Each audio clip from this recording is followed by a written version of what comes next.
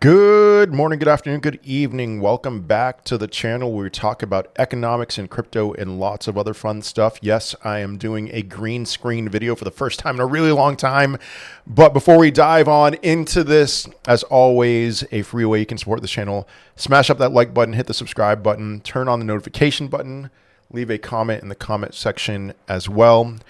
But okay, welcome to throw a dart at a dartboard season. What do I mean by that? I mean, if you were to print out this screen behind me and throw a dart at it, put it on a dartboard, throw a dart at the printout, you are most likely going to buy something that is a winner.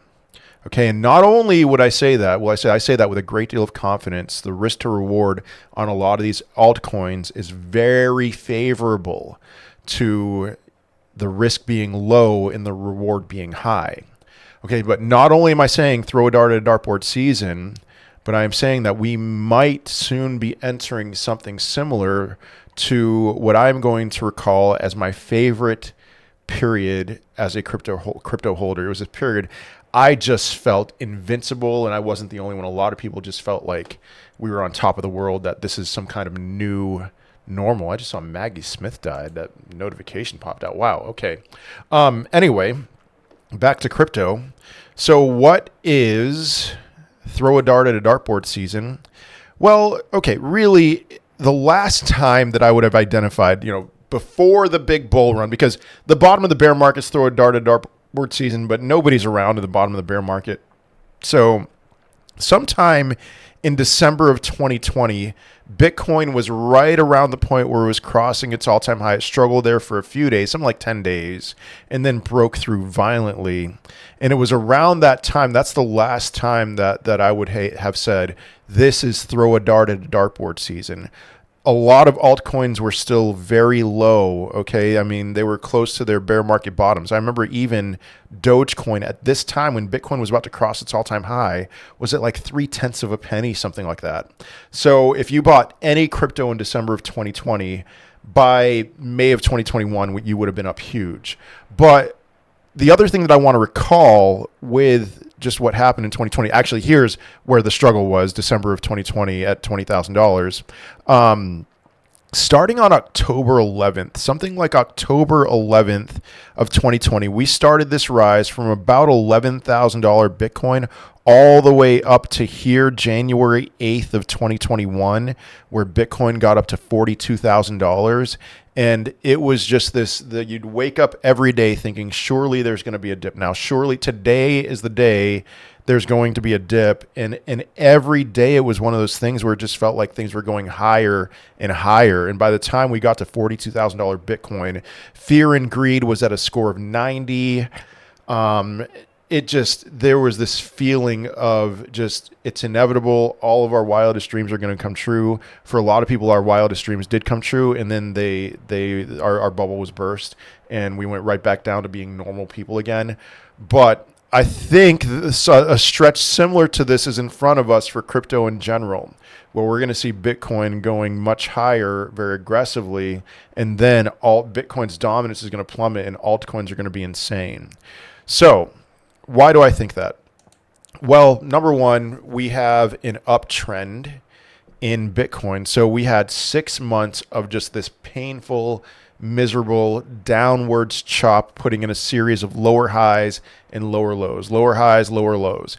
And today, after quite a while, we have finally, what I would say, we have a higher low that formed earlier in September, and now we see a higher high, and we've seen Bitcoin get above $66,000 as of the day that I'm making this video. We are now in an uptrend, and you see lots of confirmation of that happening as you just click on any random cryptocurrency, and you see most cryptocurrency charts look like Cello here, which is clearly broken, back tested, and then broken out of its downtrend.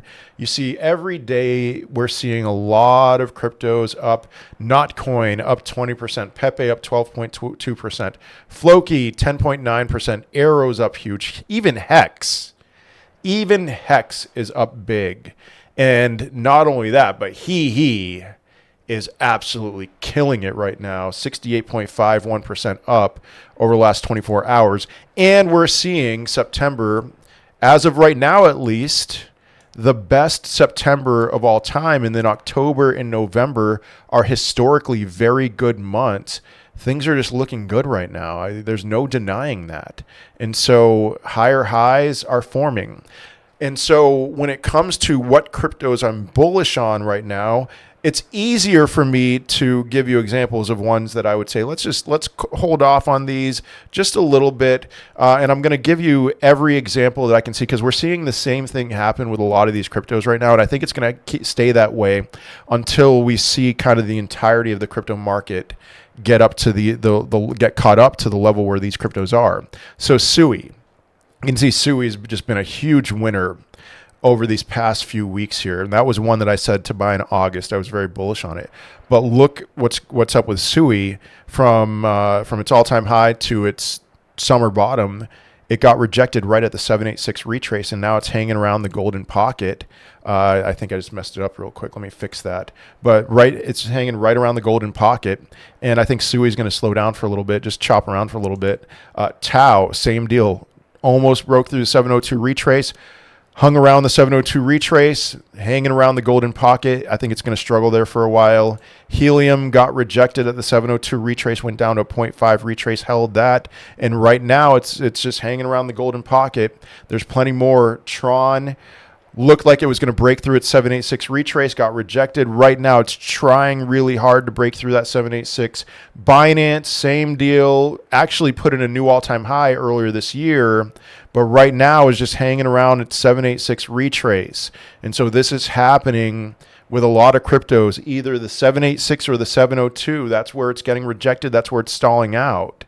And I think that's going to be the case for a little bit here until we see, my assumption is when we see a new all-time high with Bitcoin, which I think is coming pretty soon, we're going to see all of these altcoins all of a sudden break through those retraces.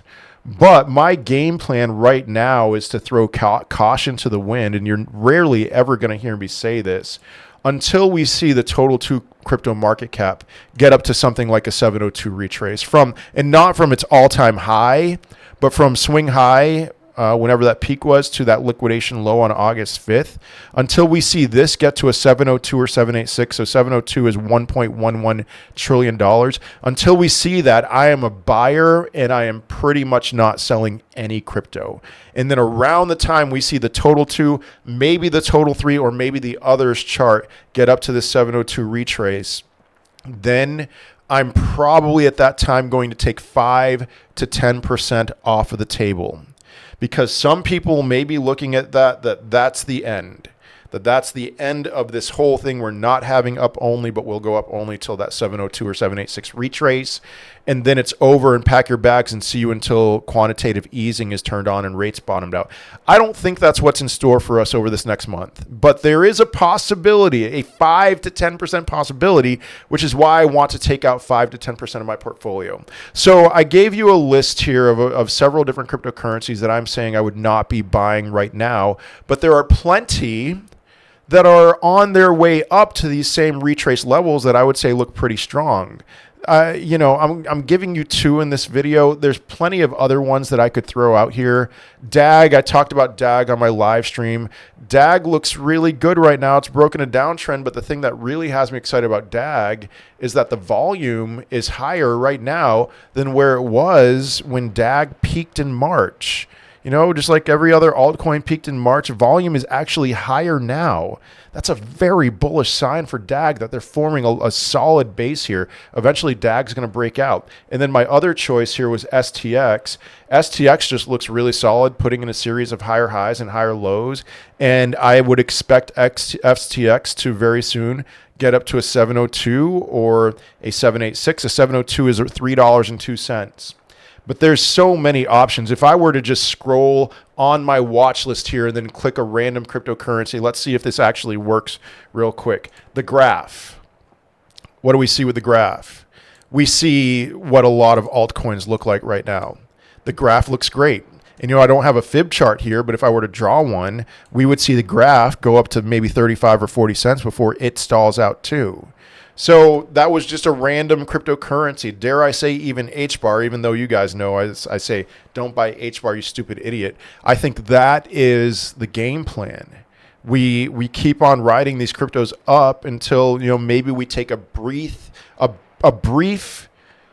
breath, catching our breath at this 702 retrace, a $1.1 trillion market cap on the total too. But really, throw a dart at a dartboard. ICP, another one, looks really good. I mean, whatever. I'm neglecting a whole host of other cryptocurrencies when I name STX or DAG or ICP. Exciting times. Don't take this for granted. I am not always going to be like this. I am like this now. Get your darts, throw it to the dartboard, and let's see where we go from here.